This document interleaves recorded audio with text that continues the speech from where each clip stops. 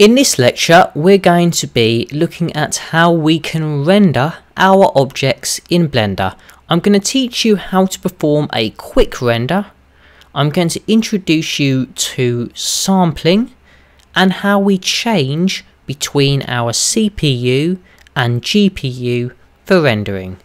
So let's have a look at rendering in Blender. So I've started this lecture with a default UV sphere. As we know from a previous lecture, we can look at how our UV sphere will be rendered by going into the rendered viewport. We can see here how it would be rendered with the light hitting these faces but not hitting these. Let's add a little bit more to our scene to get a good idea of how rendering works.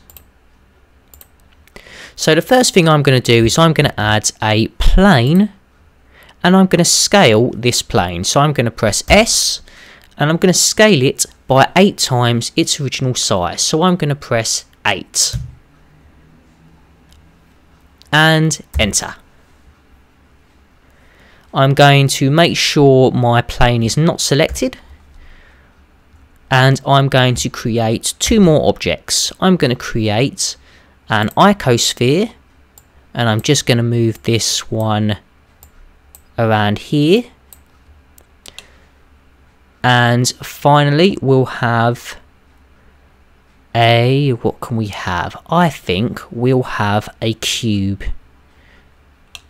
We'll go back to our good friend Mr. Cube. So Shift A, Mesh, Cube, and I think I will have my cube up here but scaled down. So if we have a look at shading now,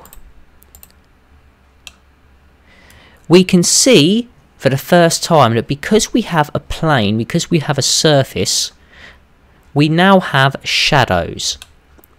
Now the cube shadow is invisible because the plane isn't big enough, 2, the cube is too high, and 3, because the UV sphere is probably covering up the shadow if it was there. But we can see that we have shadows and we have lighting effects. Fantastic. This is a rendered viewport. This is a preview.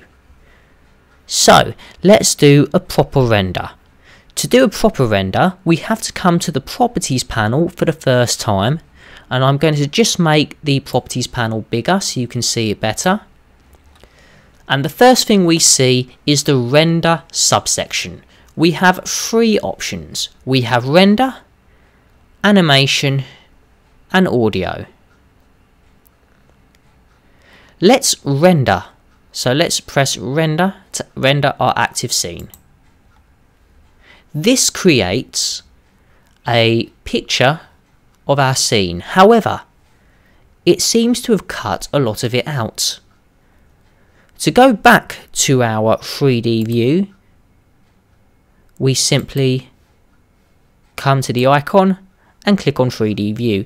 Now the reason why is that in viewport shading, we can see our scene rendered through what we can see. But when we render an image, that image is taken by our camera. So we can only see, when we render an image, what the camera sees. The solution, we're going to bring our camera back and up.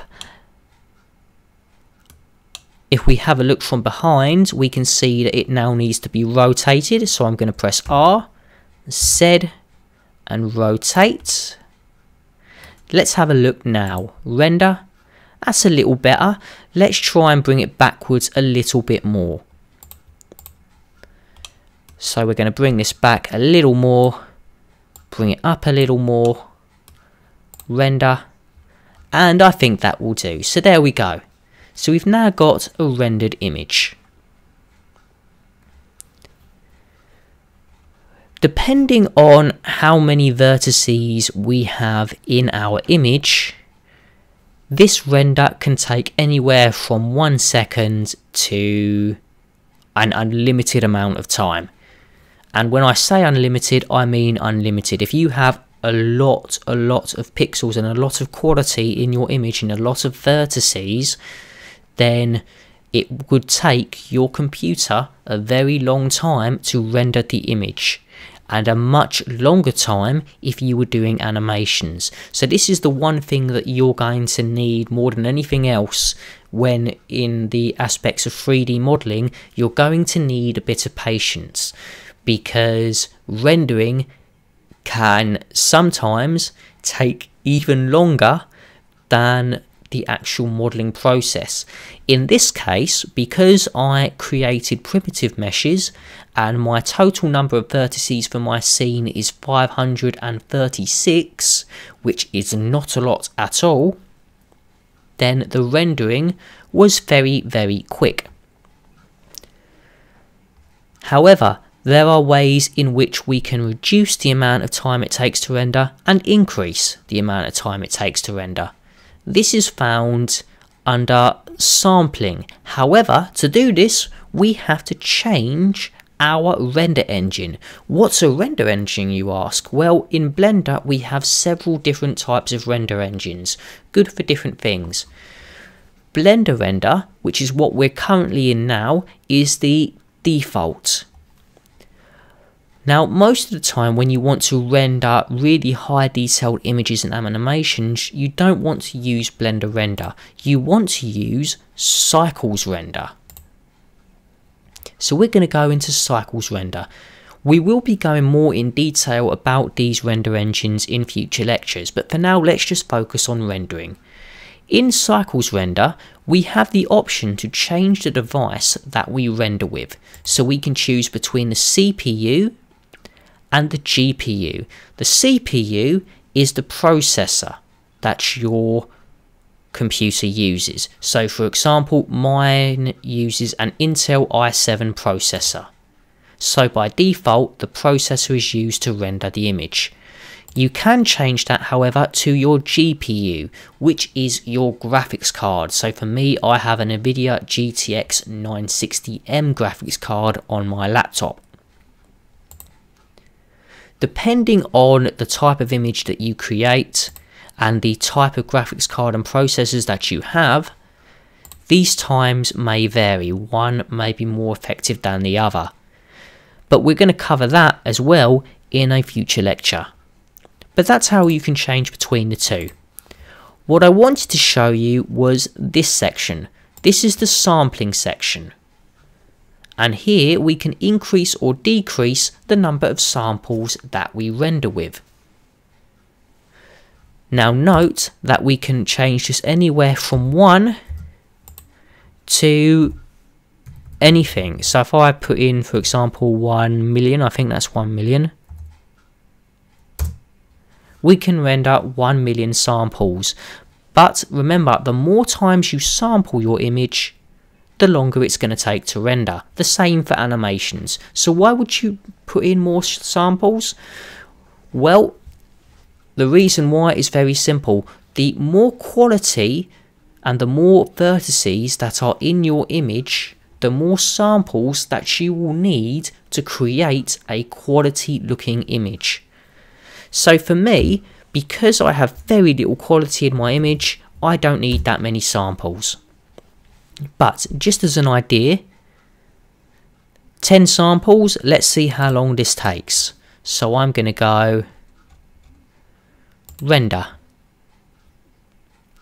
And we can see up here that it has taken 1.65 seconds to render my image. And there we go. Now you'll notice that the lighting is a little bit different. That's one of the aspects of changing your render engine. Lights is different in Cycles Render to Blender Render. Now let's see what happens if I increase my render to 150 samples. I'm going to go back to 3D view